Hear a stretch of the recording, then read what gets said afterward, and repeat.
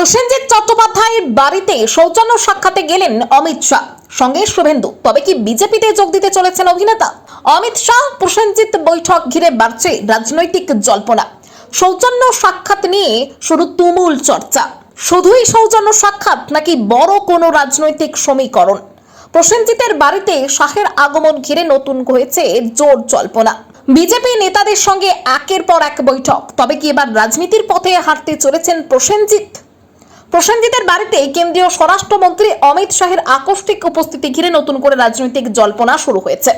সোমবার কলকাতা সফরে একাধিক সরকারি এবং সাংগঠনিক কর্মসূচির ফাঁকেই বালিগঞ্জে অভিনেতার বাড়িতে পৌঁছে যান শাহ।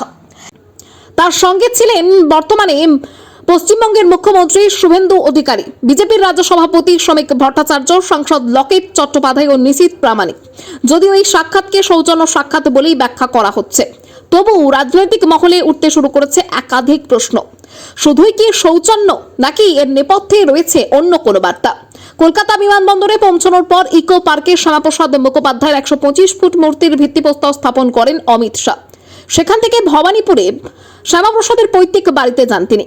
সরকারি সূচি অনুযায়ী এরপর তার মিলন মেলায় যাওয়ার কথা থাকলেও আচমকাই তিনি পৌঁছে যান প্রসেনজিতের বালিগঞ্জের বাসভবনে। সেখানে প্রায় 15 মিনিট ছিলেন কেন্দ্রীয় স্বরাষ্ট্রমন্ত্রী।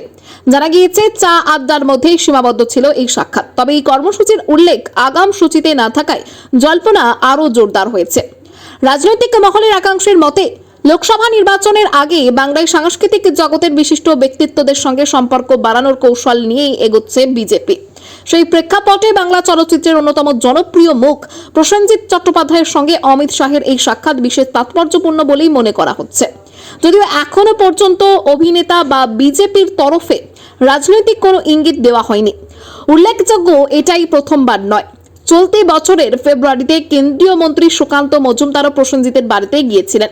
পদ্মশ্রীর সম্মান পাওয়ার পর তাকে শুভেচ্ছা জানাতে রুদ্রনীল ঘোষকে সঙ্গে নিয়ে অভিনেতার সঙ্গে দেখা করেন তিনি।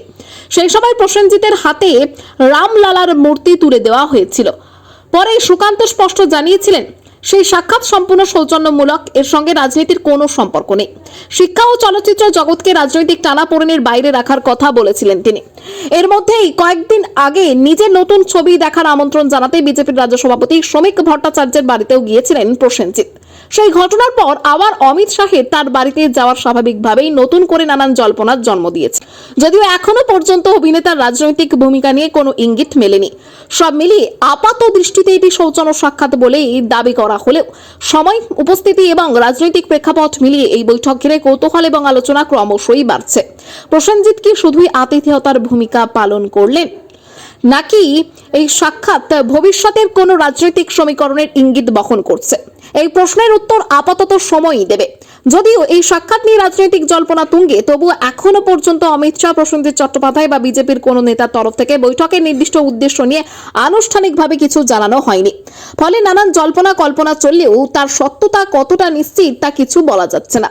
তবে বাংলার রাজনীতির বর্তমান প্রেক্ষাপটে টলিউডের অন্যতম জনপ্রিয় অভিনেতার বাড়িতে কেন্দ্রীয় স্বরাষ্ট্রমন্ত্রীর এই আকস্মিক সফর যে রাজনৈতিক ও সাংস্কৃতিক দুই মহলেই কৌতূহল বাড়িয়েছে তা নিয়ে কোনো সন্দেহ নেই। আগামী দিনে এই সাক্ষাতের কোনো সুদূর প্রসারী প্রভাব পড়ে কিনা সেদিকেই এখন নজর রাজনৈতিক পর্যবেক্ষকদের।